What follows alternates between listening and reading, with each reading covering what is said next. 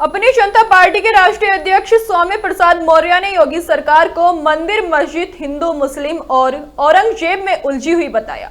उन्होंने कहा कि प्रदेश की कानून व्यवस्था चरमरा गई है, लेकिन योगी जी हिंदू, मुस्लिम और मंदिर मस्जिद में लगे हुए हैं।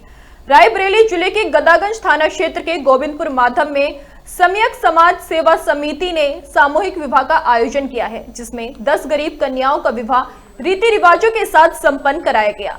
दरअसल ये कार्यक्रम सम्यक सेवा समिति के द्वारा हर वर्ष कराया जाता है। इसमें क्षेत्र के तमाम संभ्रांत लोग बढ़ चढ़कर हिस्सा लेते हैं ताकि गरीब और निर्धन कन्याओं का विवाह कराया जा सके।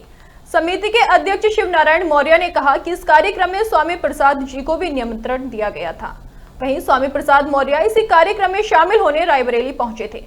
इस दौरान उन्होंने प्रदेश में महंगाई, कानून व्यवस्था और बेरोजगारी को चरम पर बताया है। मीडिया से बात करते हुए स्वामी प्रसाद ने पूरे प्रदेश में दलित, पिछड़े और मुसलमानों पर योगी सरकार को कहर ढाने वाला बताया है। मस्जिद के जो सदर हैं जफर अली, उनको उठा लिया गया है और उसमें जो सीओ हैं अनुज चौधरी, जिनका नाम आ रहा है, किस नज़रिए से देख रहे हैं आप? देखिए, कुल मिलाकर के क्योंकि आज प्रदेश और केंद्र की सरकार सभी मुद्दों पर पूरी तरह से फेल हो चुकी है। आज बड़े पैमाने पर देश प्रदेश के नौजवान बेरोजगारी का दंड झेल रहे हैं। करोड़ों नौजवान बेरोजगार हो गए। जब से भाजपा सरकार सत्ता में आई है, सरकारी नौकरियां गायब हो गई हैं, महंगाई आसमान पर है, आम लोगों का जीवन दूभर हो गया है। 3 साल से किसान आंदोलित हैं, दिल्ली शंभू बॉर्डर पर आज भी धरने पर बैठे हैं, लेकिन न्यूनतम समर्थन मूल्य की घोषणा आज तक सरकार नहीं कर पाई, जबकि लाभकारी मूल्य देने का वादा भाजपा सरकार ने किया था। लेकिन लाभकारी मूल्य तो देना दूर, न्यूनतम समर्थन मूल्य की भी घोषणा नहीं कर रही है। छुट्टा जानवर किसानों की फसल को चरकर चौपट कर दे रहे हैं। ये अलग उन पर कहर टूटा है। यही नहीं, महंगी शिक्षा के माध्यम से आज देश में गांव, गरीब, मजदूर, किसान के बच्चों को उच्च शिक्षा से वंचित करने की साजिश की जा रही है। अस्पतालों में, सरकारी अस्पतालों में गरीबों के लिए दवाएं नदारद हैं। यही नहीं, आज बड़े पैमाने पर श्रम का शोषण हो रहा है। Graduate, post graduate, BBA, MBA, BTech किए हुए लड़के आउटसोर्सिंग की नौकरी 8,000, 10,000, 12,000 पर करने के लिए मजबूर हैं।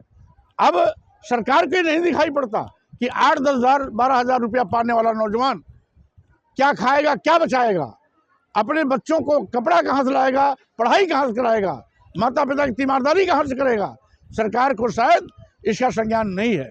इसी के साथ साथ जब भी माननीय प्रधानमंत्री नरेंद्र मोदी जी चुनाव लड़ते हैं, तब पिछड़ों के नाम पर घड़ियाली आंसू बहाकर पिछड़ों का वोट लेते हैं। लेकिन जब पिछड़ी जातियों की जनगणना की बात आती है, तो जनगणना से कहते हैं हमें पिछड़ों से मतलब नहीं, हम तो गरीबों को प्राथमिकता देते हैं।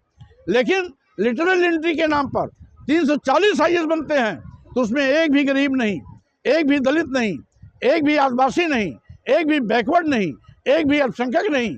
इनकी नजर में गरीब अदानी और अंबानी है, जिनको देश की पूरी संपत्ति एक एक करके दे रहे हैं।